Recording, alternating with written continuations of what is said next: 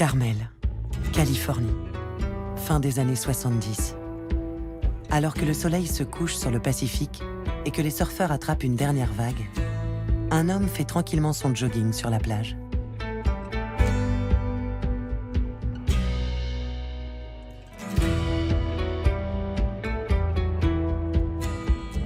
Personne ne fait attention à lui. Et pourtant, il est alors l'une des plus grandes stars de cinéma au monde.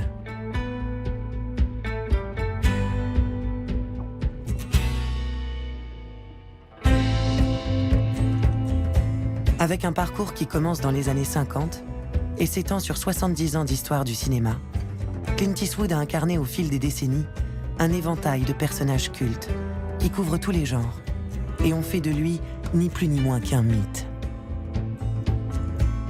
De l'acteur de télévision au cow-boy cynique des westerns spaghetti, de l'inspecteur Harry renfrogné au cinéaste respecté, Action. Du héros populaire à la star méprisée par les élites, du monument du cinéma américain au vieillard boulimique de travail.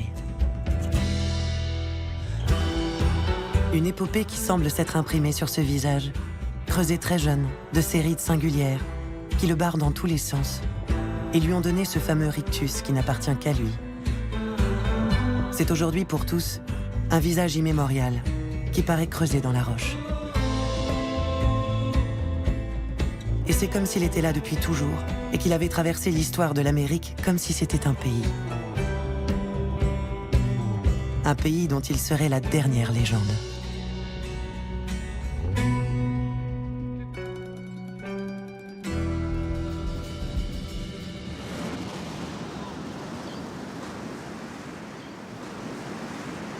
Oh, there are various orphans that have been brought to us throughout the year.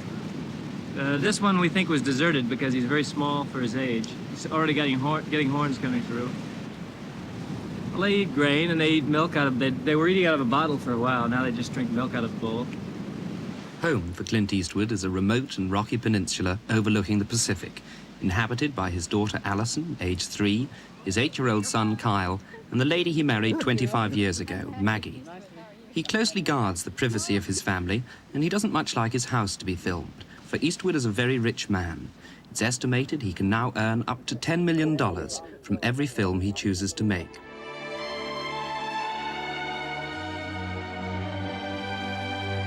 Il a beau afficher cette image de star tranquille, qui vit au grand air parmi les biches dans son fief de Carmel, en cette année 1977, lorsque la BBC vient lui consacrer une émission spéciale, Clint Eastwood n'a pas oublié d'où il vient. Car le chemin fut long et accidenté.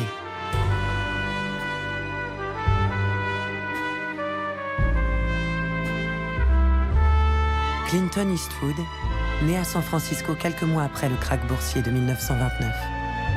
Et toute son enfance est marquée par cette grande crise. La famille Eastwood déménageant sans cesse, au gré des petits boulots que parvient à décrocher le père. I was raised during a depression era in this country, and it was...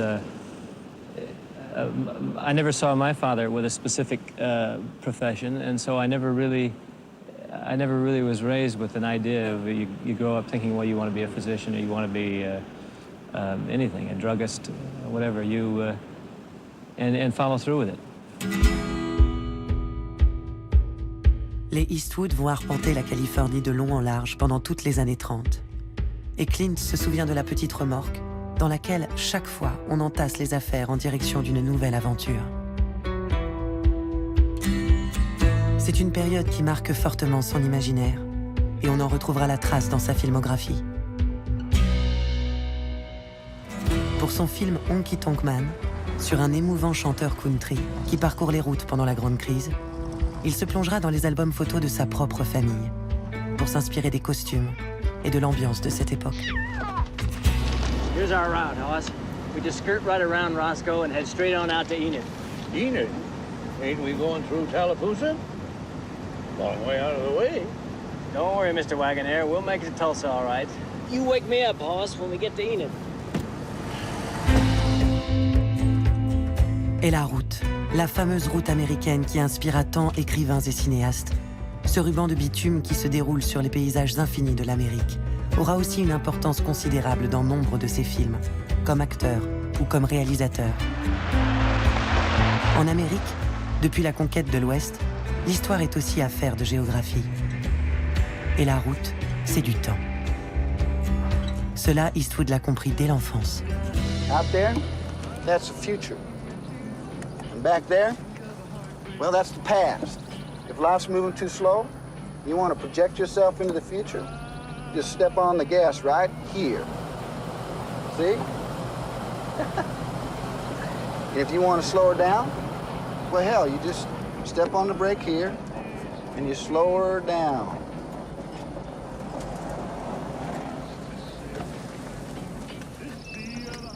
This is the present, Philip. Enjoy it while it lasts. L'Amérique, selon Eastwood, n'est pas un lieu où l'on se fixe, mais que l'on arpente inlassablement. If I knew the way, I'd go back home. But the countryside has changed so much, I'd surely end up lost. Pendant leur odyssée californienne, et avant de réussir à finalement se fixer dans la région d'Oakland à la fin des années 30, une seule pièce de mobilier suit les Eastwood de ville en ville. Il s'agit du vieux piano familial, sur lequel Clint a appris à jouer dès l'âge de 8 ans. Comme il le racontera bien plus tard, lors de la fameuse émission Actors Studio, où il se confie comme rarement sur cette période. That was on Grandma Andy's piano that followed Yeah, you around? Grandma Andy's piano is still around. Is it? It's still around, yeah. The piano is. Not Grandma Andy. No. How did you learn to play the piano? Just by ear, just Did listening you? to records. I got into the bebop craze in the mid-40s. Oh, and, you did. Kind of fell in love with that. Le mot amour est prononcé, et il n'est pas choisi au hasard. Le jazz sera le premier grand amour de sa vie, et ne le quittera plus. Toute la baie de San Francisco pullule à l'époque de clubs, où les plus grands viennent jouer. Et Eastwood a une révélation. Non seulement il aime leur musique, mais il est envoûté par l'attitude des jazzmen, cette coolitude absolue. L'un de ces musiciens le marque plus que les autres. C'est Charlie Parker, évidemment, qu'il découvre à 16 ans, ce dieu du saxophone, que tout le monde connaîtra sous le nom de Bird.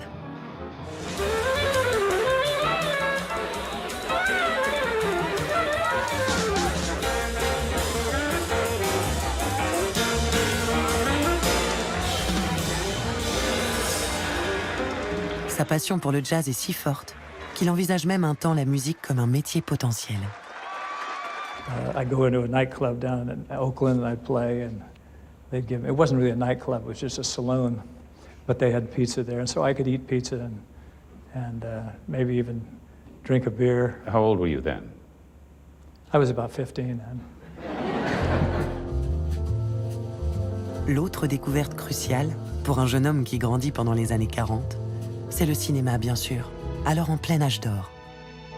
Les deux héros américains qui le marquent sont Gary Cooper, sa haute stature et son impassibilité dans Sergent York. Et il y a aussi James Cagney, découvert dans L'Enfer est à lui, de Raoul Walsh.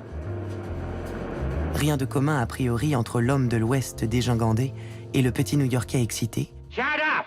Mais Cagney a une énergie et une immédiateté qui séduisent le jeune Clint. Et ce qui le frappe, et lui plaît surtout, c'est qu'il ne se sent pas obligé d'apparaître comme un good guy. How you doing, Parker? Stuffy in here. I need some air. Oh, stuffy, huh? I'll give it a little air.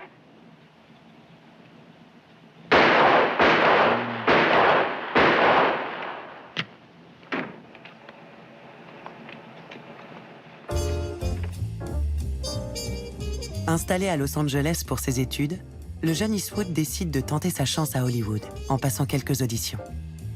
Et en 1954, décroche un petit contrat au studio Universal. Pour 75 $ par semaine, il intègre l'usine à Starlet et à Jeune Premier. The second film I did was a film called Tarantula. I played the part of the jet pilot who came in and bombed this giant tarantula at the end, and I was enthusiastic when I read the part because I was enthusiastic about doing anything. But I had goggles on and a mask on here and a helmet on, so it could have been just somebody sitting there and somebody just dubbed in the words. All right, men.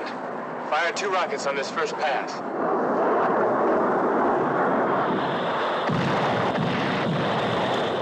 Dump them all. Les petits rôles s'enchaînent, monotones et répétitifs. Il est ce grand échalas d'1,93 m, qui dépasse toujours un peu de partout à cause de sa grande taille. L'éternel gars du fond, qui essaie tant bien que mal de se trouver une contenance. Camp here. They need a rest. They need a rest. Johnny Willis could lay down and sleep for a week. It's a good spot here. That's a good cover. We haven't seen any Apache for days. How do you figure it?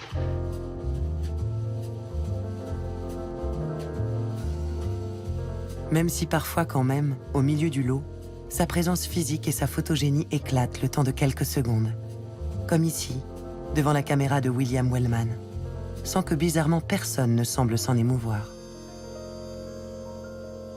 In those days, they used to have a guy who looked like all their current guys, and I didn't look like anybody who was a current contract star, to use that word. So they finally dumped me, figuring I wasn't headed anywhere. They fired Clint Eastwood and I, both the same day.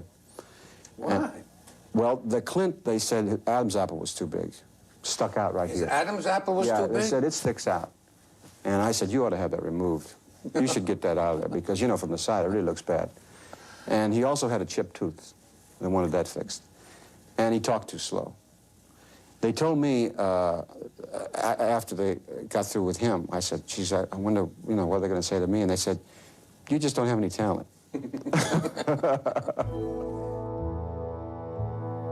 À 25 ans, Eastwood rejoint donc la joyeuse cohorte des acteurs au chômage.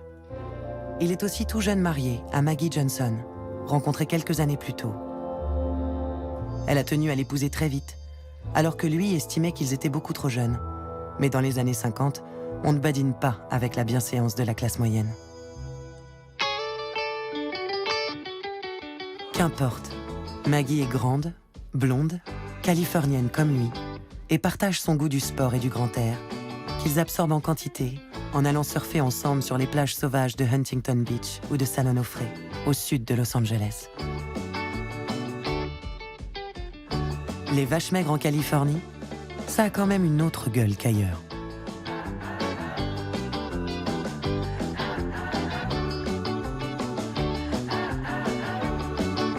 Did you struggle, the two of you?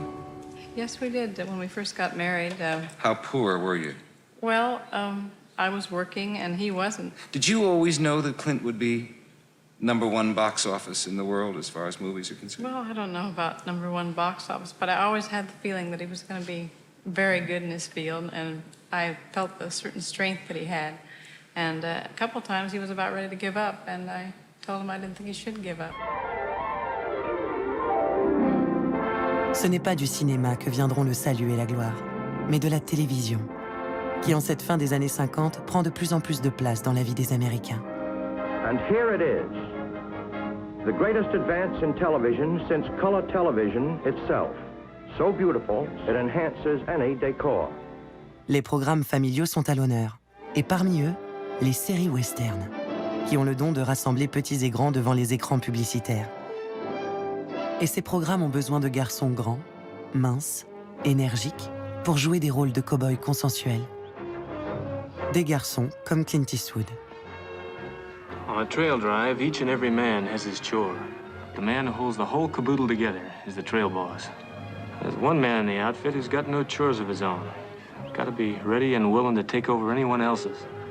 Yeah, that's me, ramrod of this outfit, Rowdy Yates.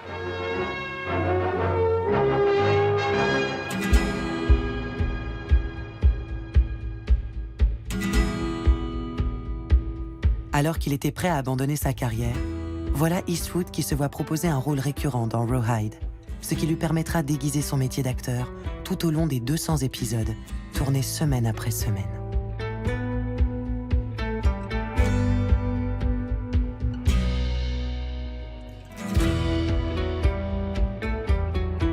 Si ce rôle lui vaut d'être élu plus beau cow-boy du monde par les téléspectatrices, lui va le surnommer assez vite l'idiot des plaines. Say I do. Oh, I do. La série durera plus de 7 ans, ce qui laisse largement le temps de s'ennuyer.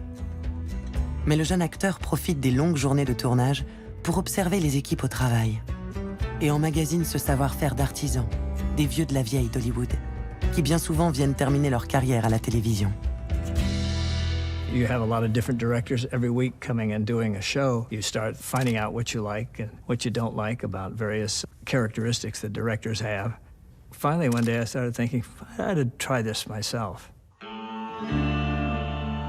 Rawhide est véritablement son école de cinéma. Et naît alors chez lui un désir de mettre en scène qui ne dit pas encore son nom. Mais ce n'est pas pour tout de suite. D'abord, il doit se faire un nom, justement, avec un personnage qui n'en a pas. The man with no name. Danger fits him like a tight black glove. He is perhaps the most dangerous man who ever lived. I was doing Rawhide, and I was coming to a hiatus. My agent in Los Angeles called me up, the William Morris office, and asked me if I would like to go to Europe and make an Italian, German, Spanish co-production of a remake of a Japanese film in the plains of Spain, and I said, not particularly. I don't think it's nice, you laughing. I liked it, though, and I felt that maybe a European approach would give the Western a new flavor. Something, because I thought it had been in a very stagnant period at that point. You see, my mule don't like people laughing. He gets the crazy idea you're laughing at him. Now, if you apologize like I know you're going to, I might convince him that you really didn't mean it.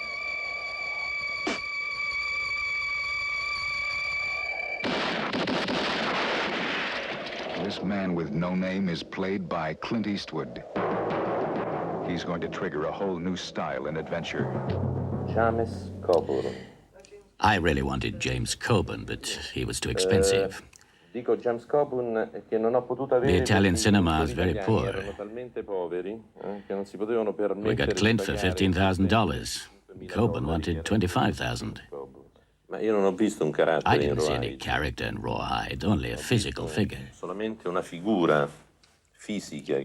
E la cosa che What struck me most about Clint was his indolent way of moving. Indolenza nel muoversi. It seemed to me Clint closely resembled a cat. Assomiglia molto da vicino a un gatto.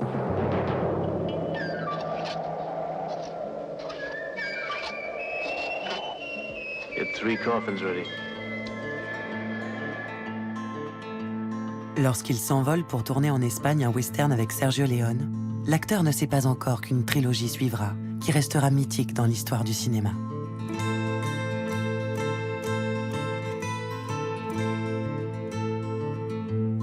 Dès le départ, il participe activement à la construction de cet homme de nulle part cynique, à commencer par son look, pour lequel il apporte dans ses bagages les boots, la ceinture et les revolvers de Rawhide. Where did you get your wardrobe? Well, I brought it. I brought it from this country. Where'd you get the little cigars? I got them in Beverly Hills. At a Beverly place- Hills? Yeah. Yeah. They were Beverly Hills cigar. They had a cigar called a Virginia cigar. It's long and had a big stem through it. And I just bought them and cut them up in 3 pieces and used them like that. So I made a whole box of them, last the length of the picture.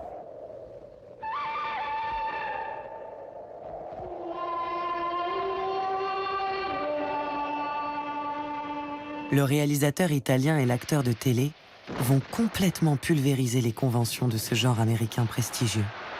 Et Eastwood en profitait pour tordre définitivement le cou à son personnage lisse de Rawhide. The part wasn't as spare as that in the script, but to me, the more the character would get into expository scenes and start explaining things, the more it would dissipate the mystery of the character or the strength of the character. So we cut it down very lean, and Sergio Leone agreed that we'd to try to make this guy a little bit unique. You're not quite sure who he is. You're not even quite sure he's the hero until 3/4 or halfway through the film.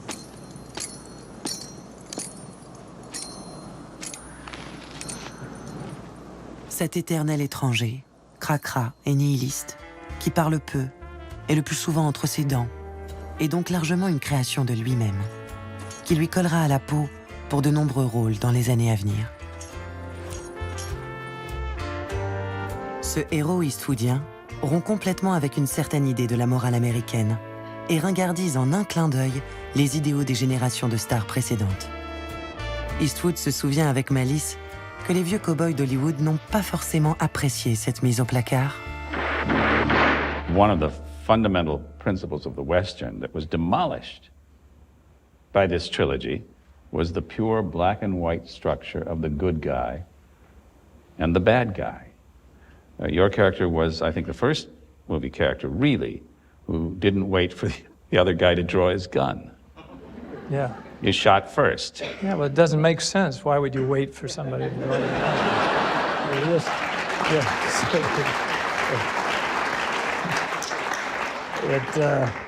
gun? American Westerns, I never could understand that. And I remember Don Siegel got in trouble when he was doing a film called The Shootist some years later, and he was working with John Wayne. The villain sneaks around the room, and John Wayne comes up behind him, and he says, "Then just shoot him." And he said, there was a long pause, and he said, John Wayne said, "You mean I shoot him in the back?" And he says, yeah, you shoot him, just shoot him, get rid of him, because you got 4 other guys. And he says, "I don't shoot anyone in the back." And Don made a terrible error. He said, Clint Eastwood would have shot him in the back. And he said, Wayne turned blue, you see. And he said, "I don't care what that kid would have done, I don't shoot him in the back."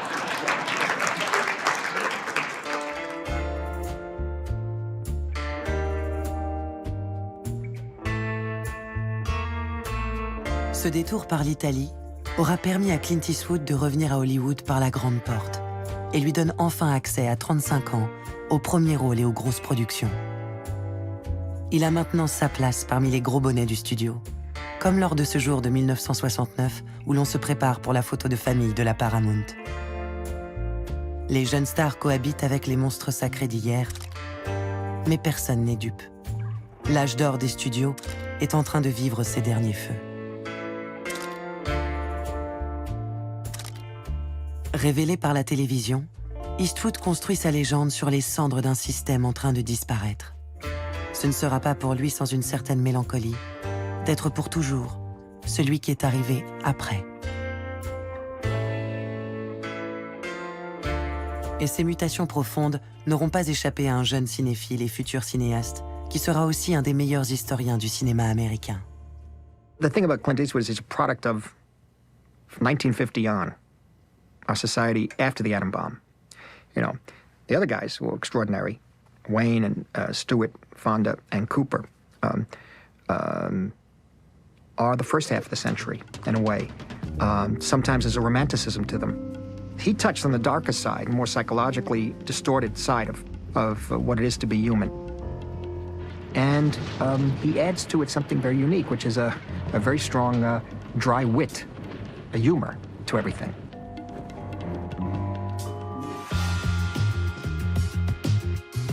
Lorsque se présente à lui ce personnage de flic mal embouché, nommé Harry Callahan, Eastwood impose Don Siegel comme réalisateur. Les deux hommes ont déjà travaillé ensemble, et Eastwood admire particulièrement le savoir-faire de Siegel. Il apprend en l'observant l'efficacité et le sens de l'économie héritée de la série B, autant dans la façon de mener un récit que de tenir un budget. Après le mentor Sergio Leone, Don Siegel est véritablement pour lui un père de cinéma. Ils feront en tout 5 films ensemble au fil des ans. Mais avec l'inspecteur Harry, ils donnent naissance à un personnage iconique qui fait passer Eastwood dans une autre dimension. Stop! Inséparable de son arme, souvent filmée en longue focale qui en exagère volontairement les proportions, Harry promènera ce flingue disproportionné dans 4 autres films suite à cet énorme succès de l'année 1971. Un prolongement viril de sa silhouette qui fixe encore un peu plus le personnage de cinéma d'Eastwood et imprime dans les esprits une masculinité particulière qui n'appartient qu'à lui. You are cold, bold Callahan with his great big 44. Every other cop in this city is satisfied with a 38 or 357. What do you have to carry that cannon for? So I hit what I aim at, that's why. 357 is a good weapon, but I've seen 38s careen off windshields. No good in a city like this. I see. So it's for the penetration. Does everything have a sexual connotation with you? Ce héros rebat les cartes du genre policier et naît sous les yeux de la génération suivante, qui ne perd évidemment pas une miette de cette reconfiguration. Parmi eux, le futur acteur et gouverneur républicain de Californie, Arnold Schwarzenegger. Obviously, when you then see your idol coming up with a movie like Dirty Harry and creating a whole new standard in action movies, and also to do it with a certain style, and the way he played it with a certain, characteristics and lines that were memorable lines, I said to myself, that's what I have to do. Well, a naked man is chasing a woman through an alley with a butcher knife in the heart of it. I figure he isn't out collecting for the Red Cross. Who's we, sucker? Smith, Wesson, and me. You gotta ask yourself a question. Do I feel lucky? Well, do you, punk? Well, opinions are like assholes. Everybody has one. Go ahead. Make my day.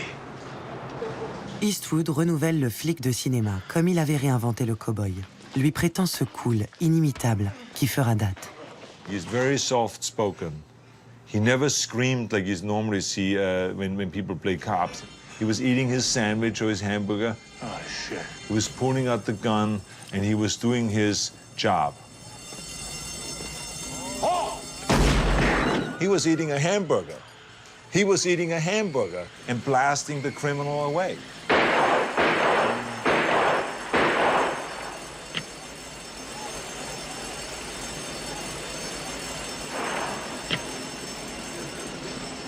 Avec Harry, Eastwood incarne le trait d'union parfait entre les héros du passé et ceux à venir. Entre le vieil Hollywood et le cinéma d'action, qui explosera dans les années 80.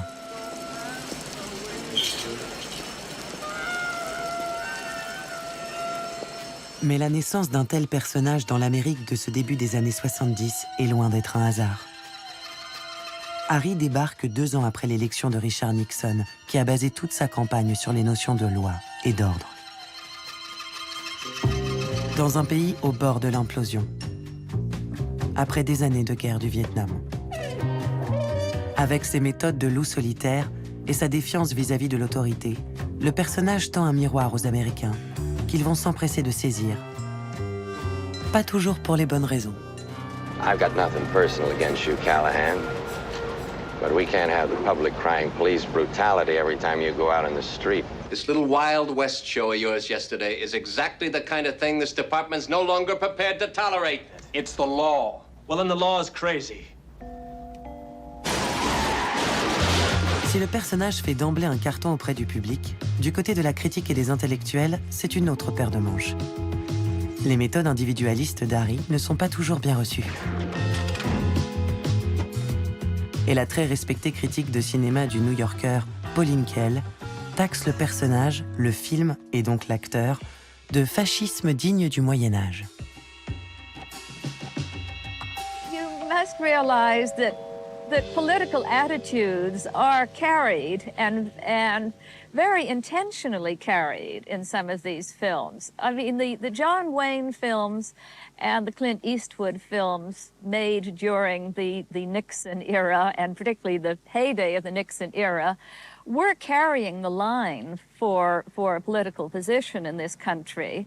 Their scripts are shaped in terms of what those stars believe. That relish that Eastwood showed about killing, I found offensive. Je n'irai pas jusqu'à dire que je ne suis pas enchanté de toute cette attention. Mais franchement, cela me déroute. Je n'ai pas compris ce qu'on a raconté. Il n'y avait rien de politique là-dedans. Mieux encore, Clint est, disons, un homme de droite sur le plan politique, alors que moi, je suis de gauche. Disons que je suis libéral et lui est conservateur. Mais pas une fois, durant le tournage du film, avons-nous eu une discussion à caractère politique. J'essayais de faire un film divertissant et le plus réaliste possible. Républicain assumé, et plus précisément libertarien, il est vrai qu'à cette époque, Eastwood est capable de sorties douteuses. Comme ce jour de 1973, où une jeune Indienne est envoyée par Marlon Brando pour refuser son Oscar et délivrer un message concernant le sort réservé aux Indiens dans les films hollywoodiens. And the reasons for this being are the treatment of American Indians today by the film industry. Quelques minutes plus tard, Eastwood se fendra sur scène d'une blague au goût contestable. I don't know if I should present this award on behalf of all the cowboys shot in all the John Ford westerns over the years. Il est donc normal que dans ce contexte, l'inspecteur Harry, création conjointe de Don Siegel le démocrate et Clint Eastwood le républicain, déstabilise et entretienne le malentendu. Mais c'est oublier un peu trop vite que le veuf Harry Callahan est surtout une sorte de damné qui erre parmi les vivants. Un homme en lutte avec ses propres démons. Et que les psychopathes qu'il poursuit ne sont que des réflexions de sa propre âme tourmentée.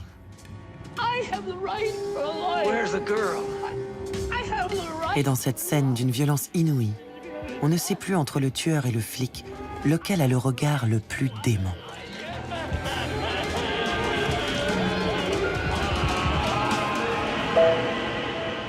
L'affiche du film est d'ailleurs, dès le départ, très claire là-dessus.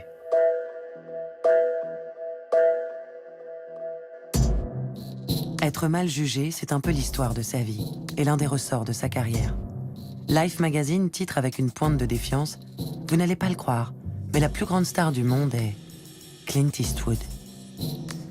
La plus grande star du monde est donc aussi la plus méprisée, au moins par une partie de l'opinion. Et son jeu minimaliste n'aide pas les plus réticents à le voir comme un grand acteur. Well, I think he's barely an actor at all. That is, he has minimal resources. One reviews him in terms of what he does on the screen. I know very, very little about him beyond that. And what comes across on the screen is a man with a very narrow range of emotions. I remember a drama coach years ago saying, no, just, parody on don't stand there, do something. They said, don't do something, just stand there. And it's kind of like, the hardest thing in the world is just to step up in front of how many people, whether it's 10 or 500, and just stand there with your arms at your side and just be yourself. It's very, very difficult for anyone.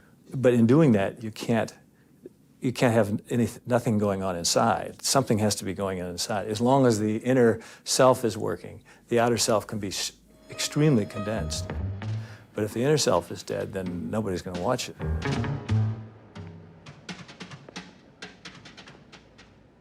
I found that he was very knowledgeable and vastly underrated as an actor. The hardest thing in the world is to do nothing, and he does it very well. He gives the impression that all the other actors are overacting. I don't know where you're gonna sleep now. Bodies everywhere. All the rooms are ruined except for our room.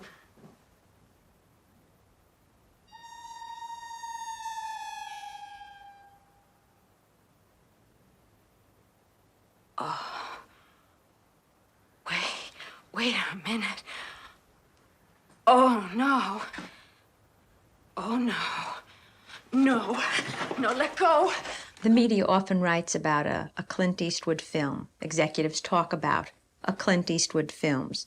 Do you know what they mean when they say a Clint Eastwood film? They mean a film with Clint Eastwood in it, I suppose.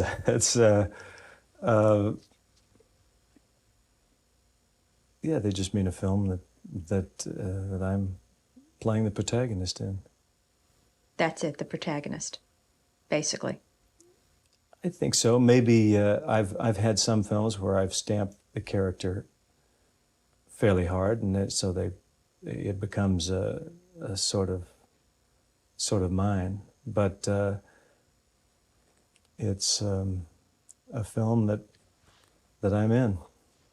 It seems to me that people want to see you doing away with the real bad guy. That in any other kind of film, if you walk the fine line, They say, that's not my Clint.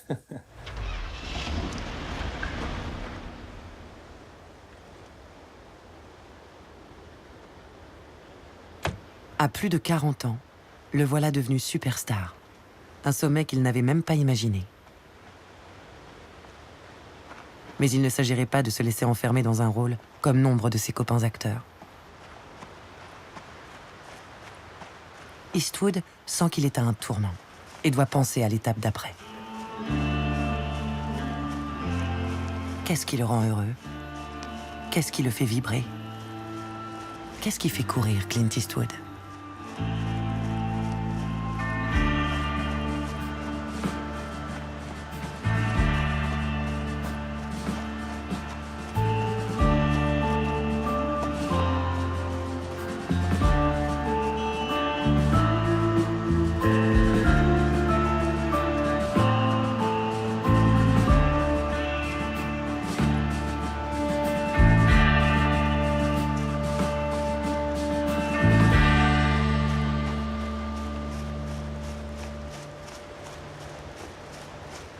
We're here in downtown Burbank.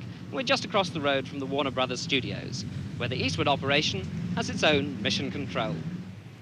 Although his office is on the studio lot, Eastwood, as in his films, remains a loner. El Paso consists merely of a secretary and a friend who went to school with him. His personal style is low-key, no chauffeur, and he wears his sneakers to work.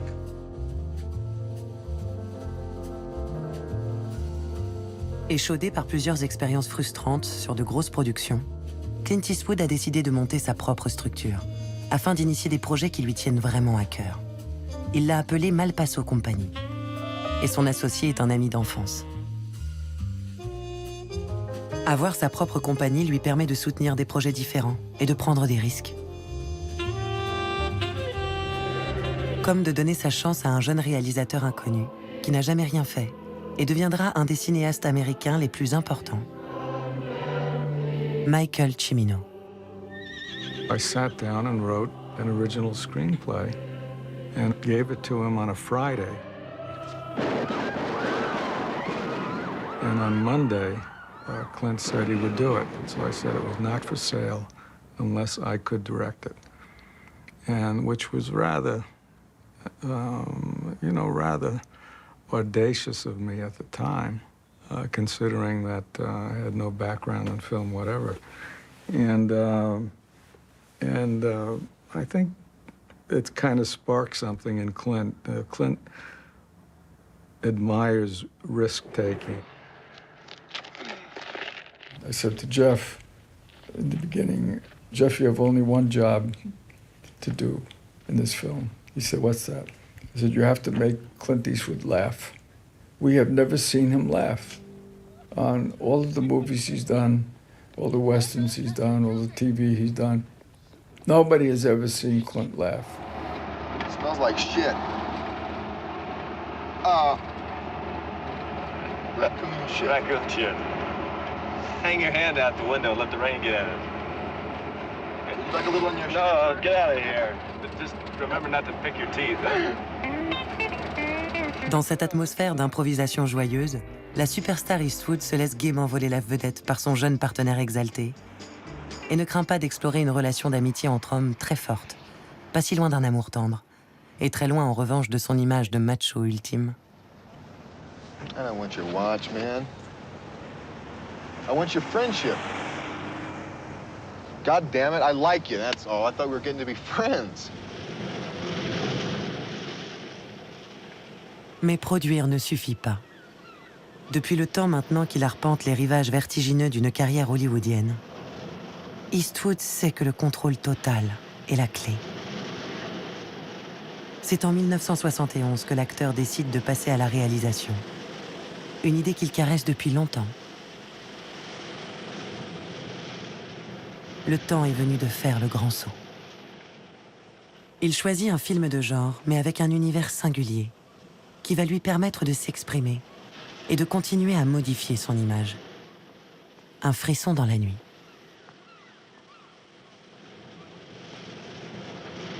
Mais personne ne l'attend derrière une caméra. Il va donc lui falloir forcer sa chance pour convaincre. went into Lou Wasserman, who was the head of Universal at the time, and said, how about me making this picture? It's a little picture, and I want to direct it. And he sat there and looked at me, and he said, okay.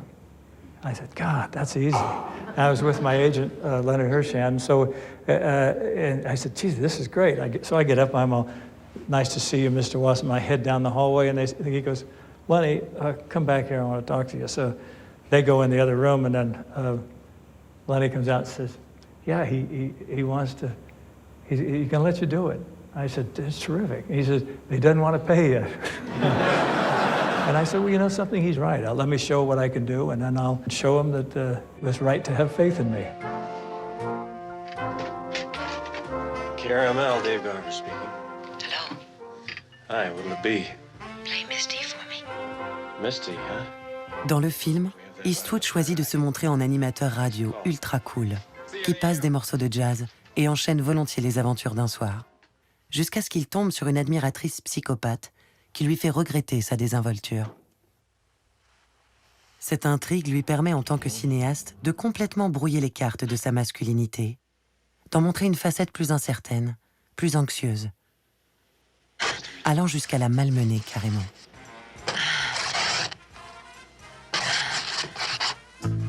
Eastwood mène ce premier tournage dans le souci constant d'efficacité et d'économie, appris en observant Don Siegel. Une méthode qu'il appliquera durant toute sa carrière. Mais il s'y autorise aussi des moments de flânerie, comme lors de cette longue séquence quasi-documentaire filmée sur le vif au Festival de Monterey, qui sans complexe vient rompre le récit.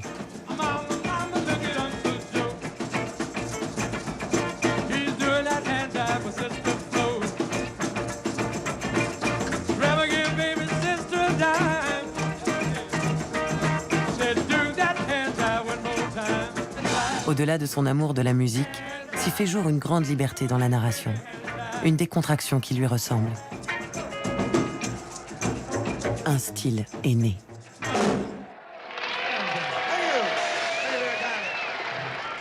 Et ce n'est pas non plus un hasard si Eastwood choisit comme lieu de tournage pour son premier film son coin sauvage de Californie, Carmel et ses environs, là où il vit, allant même jusqu'à filmer devant sa propre maison.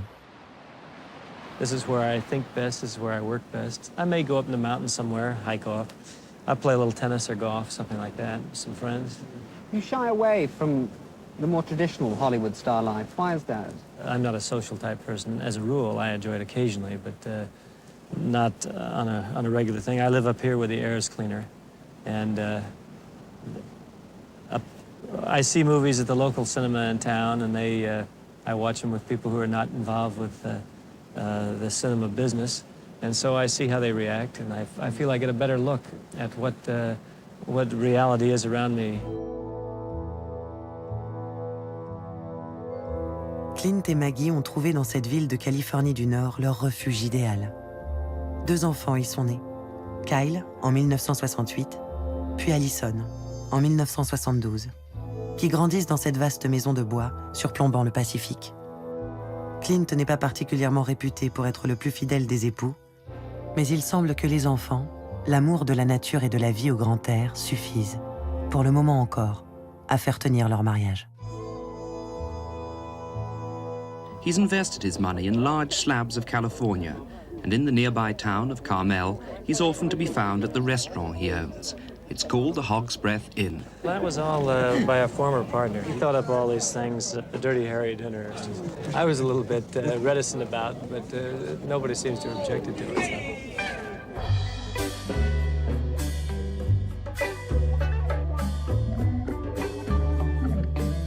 Il s'impliquera dans la vie de Carmel au point même d'en devenir le maire, dans les années 80, pour un mandat de 2 ans, un salaire de $200 par mois, et le plus grand plaisir de ses admiratrices locales.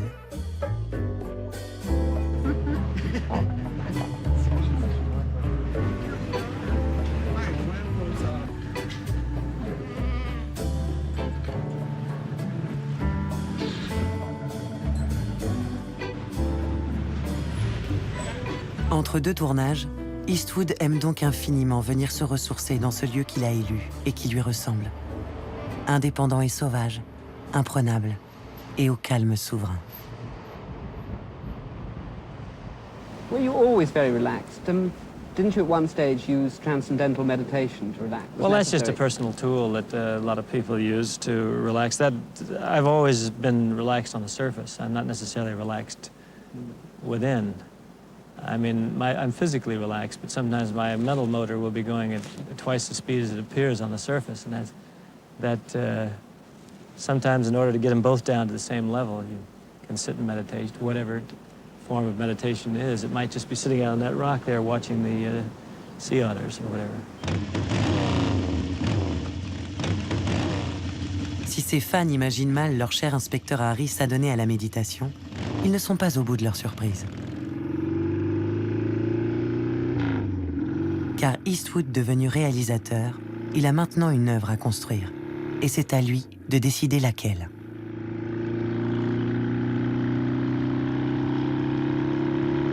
Bien loin de la dialectique Eastwood macho ou Eastwood facho, le sillon qu'il s'apprête à creuser en tant que réalisateur va en déconcerter plus d'un, à mesure qu'apparaissent ses premières réalisations. Comme le sensible et magnifique film d'amour, Breezy, où il s'intéresse à une jeune hippie.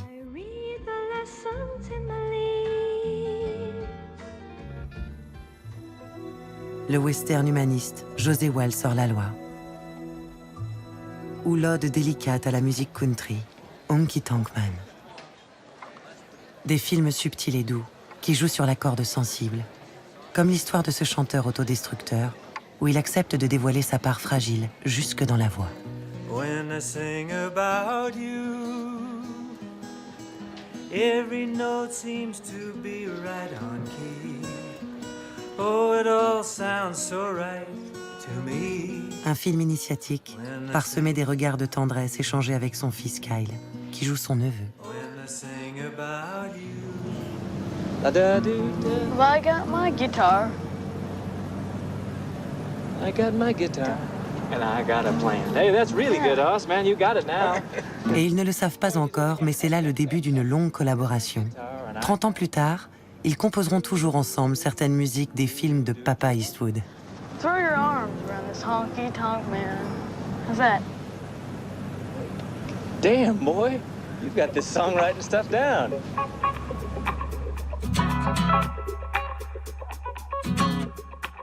Pour pouvoir continuer à explorer les films sensibles de Eastwood réalisateur, Eastwood producteur doit mettre au point un système d'alternance que lui permet son statut d'indépendant. Au cours d'une même année, il y aura souvent d'un côté les films qui cassent la baraque et où il caresse son public dans le sens du poil, et de l'autre, ceux qui lui tiennent à cœur personnellement, les films d'action et les films d'auteur. Un pour eux, un pour moi, comme on dit à Hollywood.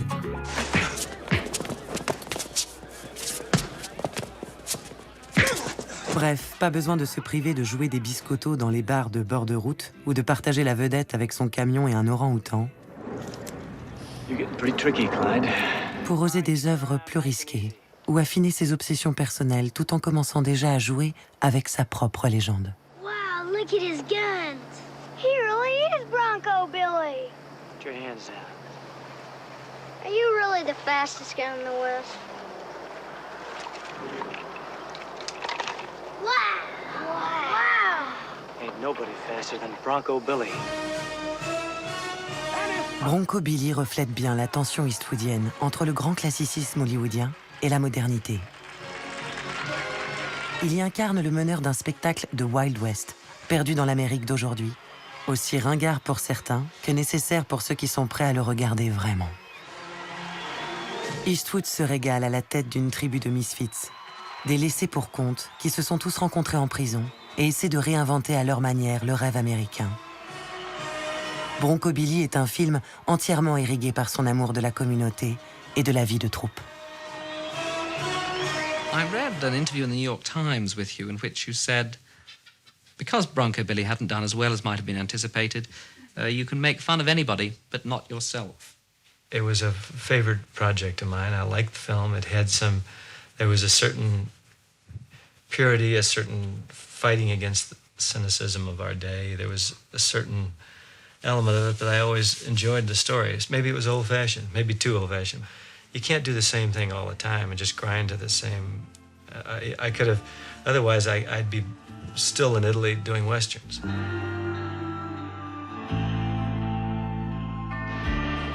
Le western, ce genre qui l'a fait naître, il est aussi temps de le déconstruire et d'en livrer sa version personnelle. For this film, Eastwood performs on both sides of the camera, directing as well as acting in The Outlaw Josie Wales. Okay. We blocked out the different positions for the cameras, and at the same time, I had everybody run through their lines and actions. The guys start coming in on the right, guys start coming in on the left. It's all been pre-planned, okay? Then comes the moment I have to step in front of the camera, and we're ready to shoot. Action. José Welles commence comme un western de vengeance classique, avec un homme aveuglé par la haine, qui va peu à peu revenir à la vie, aidé encore une fois par une troupe mal assortie qui l'aide à se reconstruire. Un vieil Indien, des femmes et des paumés. I was just wondering, I suppose that mangy red-boned hound's got no place else to go either.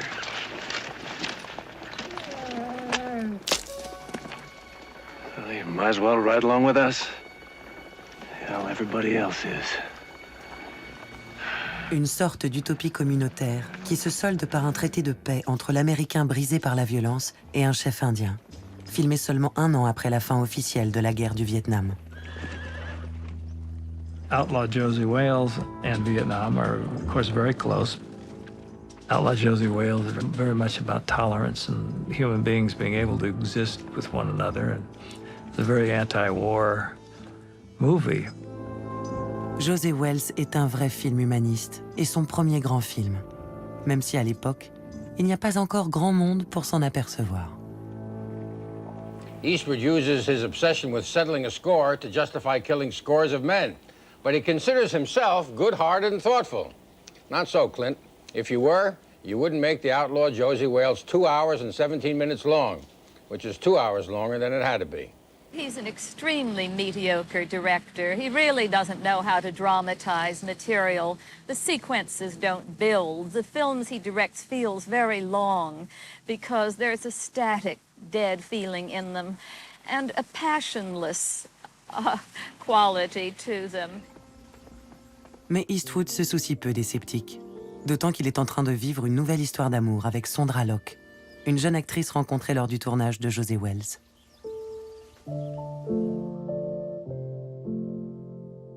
Ils jouent ensemble dans 6 films, mettant au point un couple de cinéma qui mime la guerre des sexes, faite de chamaillerie et de réconciliation, dans un style qui rappelle les comédies de l'âge d'or. Don't tell me what to do. Look, I am your boss, and don't you forget it.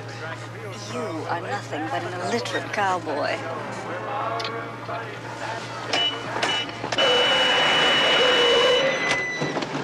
Nobody talks that way to Bronco Billy. Take your hands off me.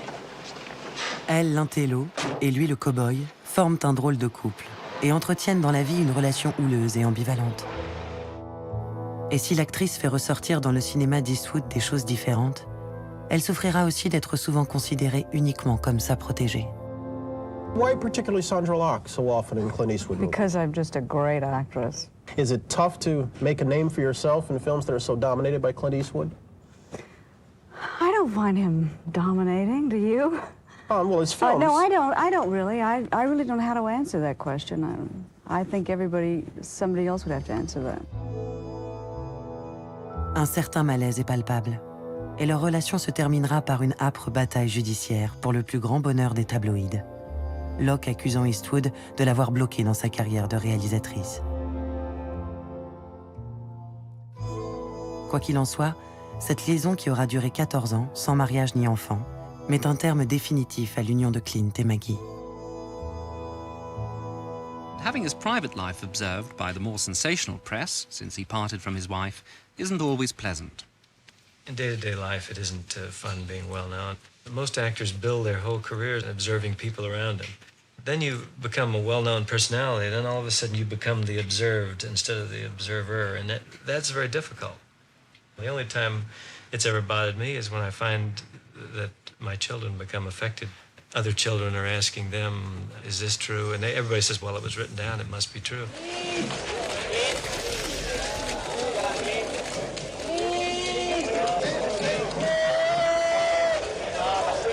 Après des années passées à réaliser des films dans une indifférence plus ou moins teintée de mépris, c'est d'Europe, et en particulier de France, que vont venir les premières lueurs de reconnaissance.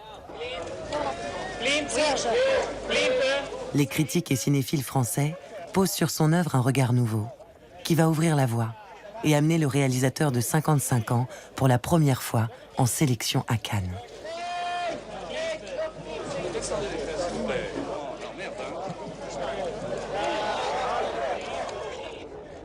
Les photographes, vous êtes gentils, on avait passé un deal, alors arrêtez. Dans la salle, l'électricité est palpable. Il serait à la fois star et auteur. Chez les journalistes cannois, on ne sait pas toujours comment ça se cuisine, ce genre d'animal. Mr. Eastwood, Jean-Luc Godard has dedicated Detective to you. Et vous, Monsieur Eastwood, à qui dédiez-vous Pale Rider? Jean-Luc Bernard Briançon, Radio France. Si on a une bonne dose de second degré, je crois qu'il y a une manière assez jubilatoire de voir ce film. Quand même, je ne peux pas m'empêcher de vous demander si vous vous foutez un peu de notre gueule, d'une part, et si d'autre part... C'est-à-dire si vous avez écrit vous-même le scénario et les dialogues, ou alors est-ce qu'il manque à ce point à Hollywood de scénaristes ou de dialoguistes pour un tel résultat? Et comment voulez-vous qu'il réponde à ça, je veux dire? Well, if he didn't like it, then that's his opinion. I don't know what else to tell him. It's I'm sorry, but the price was right, so what the heck. Quant à Eastwood, il découvre de son côté la faune exotique des cinéphiles européens. Une grande partie de votre film se passe la nuit. Et j'ai l'impression que les personnages sont souvent cachés. Alors ma question est, est-ce que plus que des êtres de chair, vous avez voulu montrer des ombres, les ombres du passé peut-être, shadows of the past? I never thought of it in those terms, but maybe you're correct. Je n'y ai jamais pensé en ces termes, vous avez peut-être raison. I don't think so. I think that it takes place at night because they're in early day westerns that you never saw anything at night because night is much more difficult to photograph. But life takes place in day and night, so Mais la vie, have day and night and normal stories. Mesdames, Messieurs, Mr. Eastwood, thank you. Just a second. I would like to put in a plug for a movie of Clint Eastwood's. I just saw it again for the 4th time, The Outlaw Josie Wales. Clint Eastwood is the most underrated director in the world today. I'm not talking about him as a star. Mostly because of his star image is so strong, they forget that he directs his own movies. And don't take him seriously, the way they don't take beautiful girls seriously. They can't believe they're intelligent if they're beautiful. They can't believe they can act if they're beautiful. They must be a little ugly to be forgiven by men. And an actor like Eastwood is such a pure type of a mythic hero star in the Wayne tradition that nobody's going to take him serious as a director, but somebody ought to say it. And when I saw that picture for the 4th time, I realized that it belongs with the great westerns, the great westerns of Ford and Hawks and people like that. And I take off my hat to him.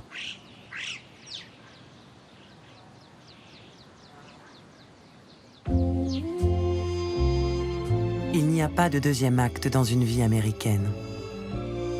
Cette phrase de Fitzgerald, qu'il met en exergue de Bird, Eastwood aura passé sa vie à en démontrer le contraire. 3 nights in October 1987, Hollywood, California. A rare opportunity to look over the shoulder of Clint Eastwood, directing a film on the life of Charlie Yardbird Parker. Eastwood's 13th film as a director. Okay, let's do something. Let's do someone before it rains.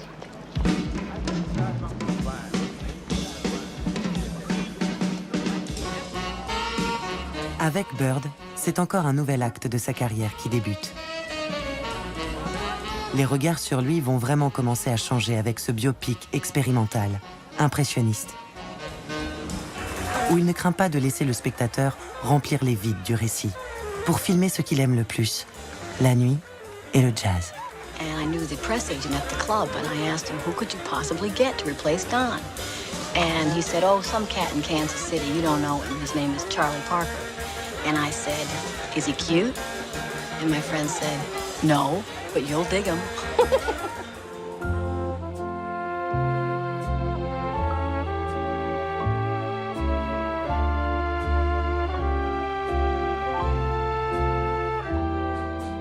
Au fil du temps, les tournages d'Eastwood ont acquis la réputation d'être les plus calmes de l'industrie.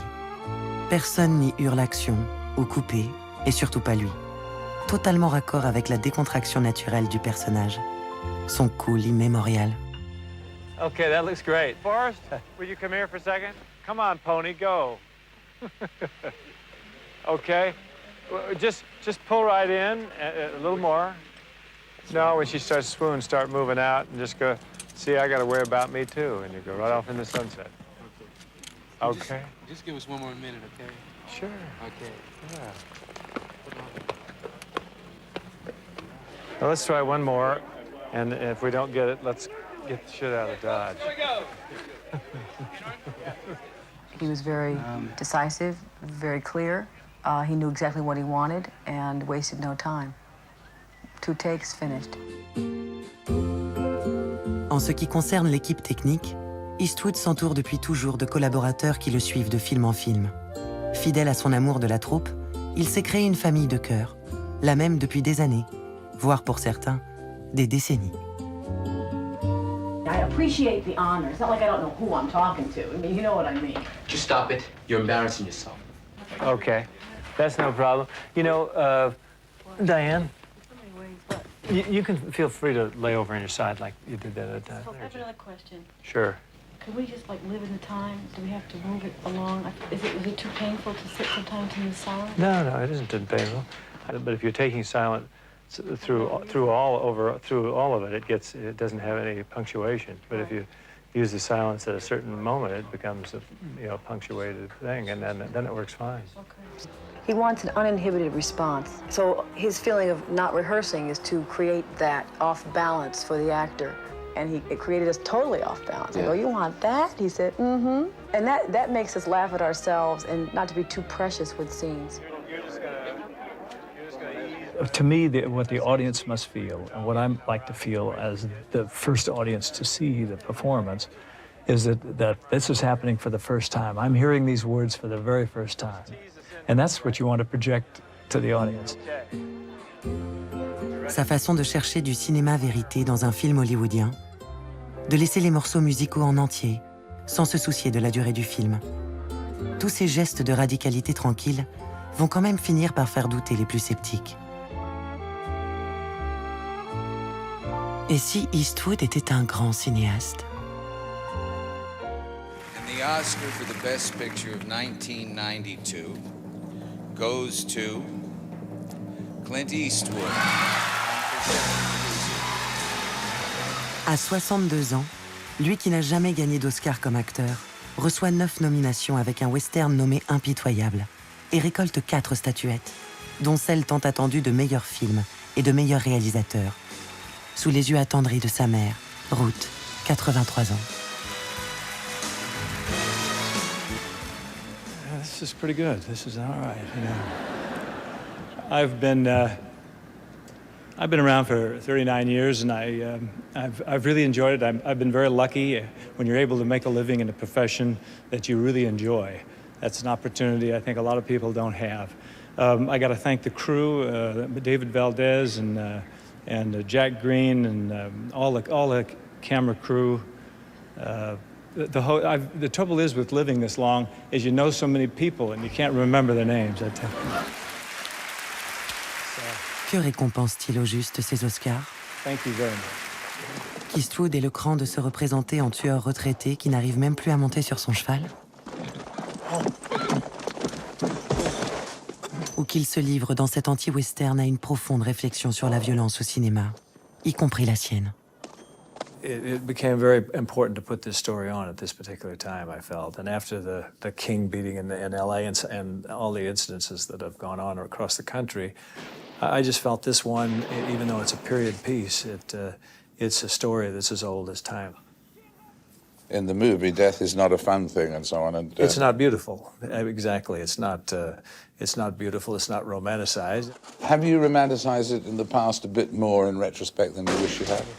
Probably. See, we all grew up watching action films. We all grew up with Jimmy Cagney and Humphrey Bogart and a lot of gunplay and that sort of thing. And everybody always figured that that this was entertainment and people would recognize it's entertainment. I think the average person does. I think, but you know, the whole world gets so loaded when it gets so saturated with violence that it begin to wonder where maybe entertainment is just an addition to it that we don't need. It's a hell of a thing, killing a man. You take away all he's got and all he's ever gonna have. Yeah. Oh, I guess they had it coming.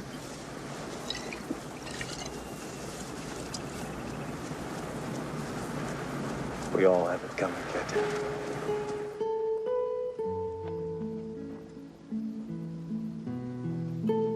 Au dernier plan d'impitoyable, Eastwood se volatilise de l'image, comme pour signifier que ce film crépusculaire sera son dernier western.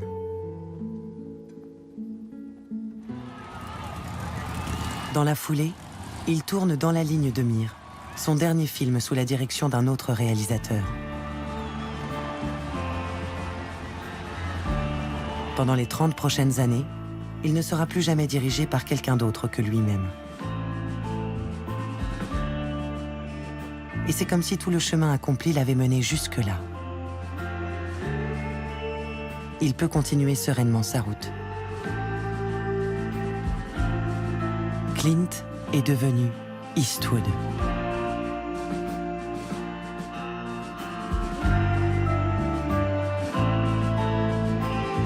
Les années qui suivent son Oscar seront vécues en état de grâce totale. Il dirige Kevin Costner, la star de l'époque, dans un contre-emploi, et lui offre son plus beau rôle. What do you got there? A ghost suit. You piped it?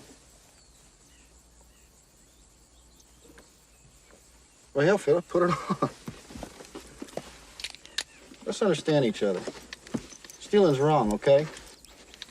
But if there's something you need bad, and you ain't got the money, then it's okay to take a loaner on the item. It's what you call an exception to the rule. Et il se met en scène dans une love story absolue, son premier mélo. Attentif aux moindres petits gestes de rien qui suffit à dire le plus grand. That was another dimension to his fans that already bought a certain character from him. He has a, I don't know if anybody else would agree with me, but he has a female sensibility in many ways.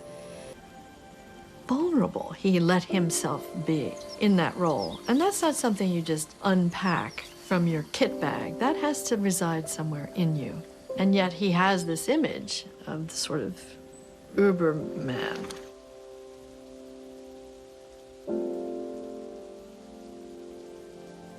Non content de faire pleurer des rivières au monde entier,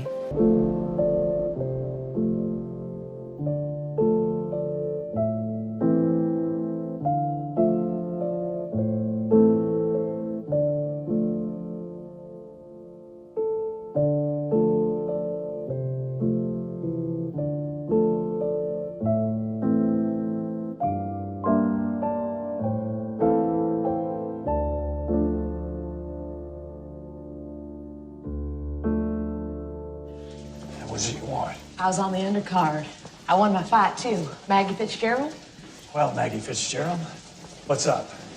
Did you happen to see him? Nope, I did pretty good. Thought you might be interested in training me. I don't train girls. Maybe you should. People see me fight, say I'm pretty tough. Girly, tough ain't enough. I favor women's roles for selfish reasons as well as others, is that strong female role is very, very important. It's the catalyst to the male, and it offers the strength to the male. En 1997, pour donner la réplique à John Cusack dans Minuit dans le jardin du bien et du mal, il fait même le choix inattendu d'une actrice non professionnelle et transgenre. la flamboyante Lady Chablis. Good evening. Pas mal pour un facho. Excuse me, sir. Is this spot taken? No, ma'am. Oh, please don't call me ma'am. My name's Shalit. What's yours? Philip, I'm an escort. An escort? You work for one of those services? And I'm escorting my sister. Please don't tell me you're doing it with your sister. Depuis 30 ans, Eastwood enchaîne les films dans une liberté absolue, au rythme qui lui plaît. En 2005, 12 ans après Impitoyable, quand une nouvelle pluie d'Oscars récompense $1 Million Baby, l'occasion semble toute trouvée pour se retirer sous les hurrahs, à 75 ans, et enclencher doucement une retraite bien méritée. Eh bien, il n'en sera rien. Biopic, faits divers, films de guerre, des héros et des anti-héros dans tous leurs états, pour raconter l'Amérique dans ce qu'elle a de plus grand, mais aussi de médiocre. Eastwood accélère encore la cadence, tournant un film par an. À ce jour, plus de 70 films comme acteur, une quarantaine comme réalisateur, 8 enfants, dont 6 filles. Une vie bien remplie. What do you think it's going to be like to grow old, Clint? I don't know how I'm going to handle it, but I would hope that I would handle it. I hope that I enjoy it. I think the advantage of growing old is enjoying yourself and knowing that you've had a good ride. How far are we gone, Frank? Enchaîner les films à un rythme frénétique, ne jamais s'arrêter, comme pour conjurer le temps. Et surtout, se filmer en train de vieillir, ne jamais reculer devant ça, documenter son vieillissement, en faire une partie intégrante de son œuvre.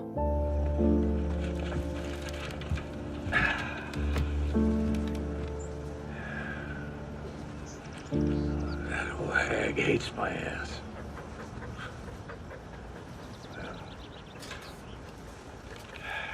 Continuer aussi à jouer encore et toujours avec sa propre légende.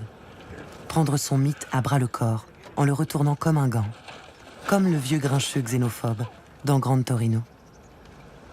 Un film antiraciste qui joue avec les préjugés qui le poursuivent depuis Inspecteur Harry, jusqu'au flingue imaginaire qu'il se plaît à pointer ironiquement vers ceux qui l'emmerdent. Brouiller les pistes aura toujours été sa façon auteuriste de rendre compte de la complexité du monde. Light? The fuck?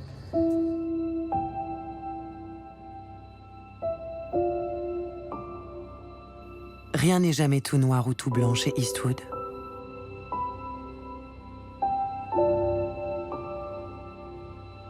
Et rien ne l'aura plus intéressé que de scruter les zones d'ombre, de la conscience américaine comme de sa propre image.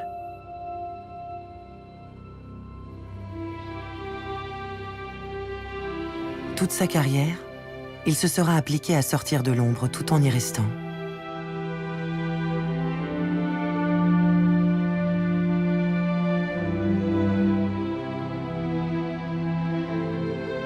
À se trouver là où personne ne l'attendait.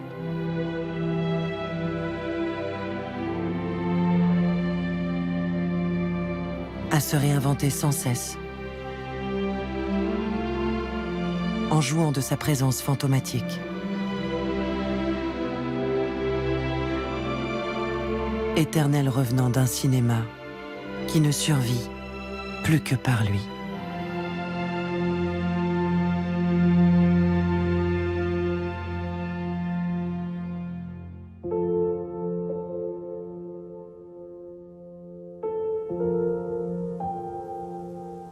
How would you like to be remembered?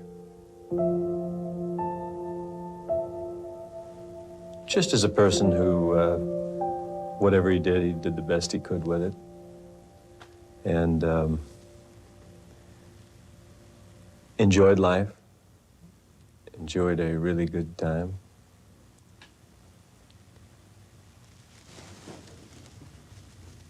That's a hard one, isn't it? You have to start predicting how you'd feel then. Impossible to answer, really. Was kind, considerate to people around him.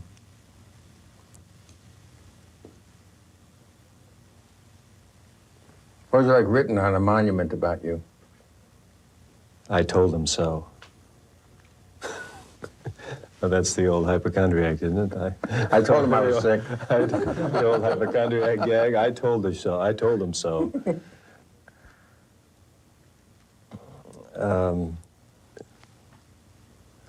Nothing. Not necessary to write anything. Somebody wants to remember something about it, fine.